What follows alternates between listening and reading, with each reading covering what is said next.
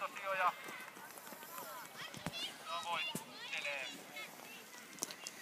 Siellä penkalle nousu varmasti tuntuu raskalta. Sitten hiukan helpottaa.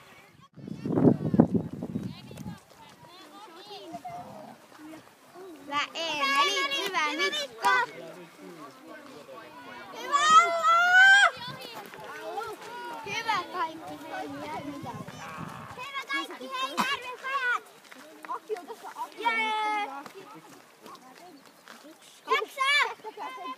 Mikko 5 kerran. Hyvä Mikko!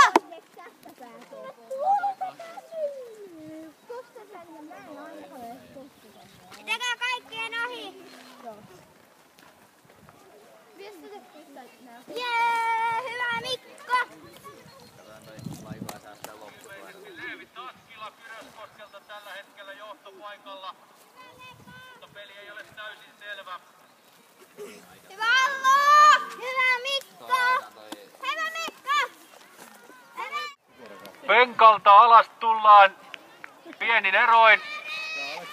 Alamäkijuoksutekniikkaa jälleen kerran kysytään, se on oma lajinsa sekin. Ja sieltä tasaiselle irtoaa vielä valtava loppukiri. Ja mitalit pistetään uuteen järjestykseen, kun Aleksi Savolainen Mahnalasta tulee ohituskaistaa pitkin. Ja tuleeko vielä voittoon asti? Taitaapa tulla. Vielä muut sijoitukset selväksi, aivan loistava loppukirin taistelu. Aleksi Savolainen Mahnalasta voittajana, numero 48 oli sitten,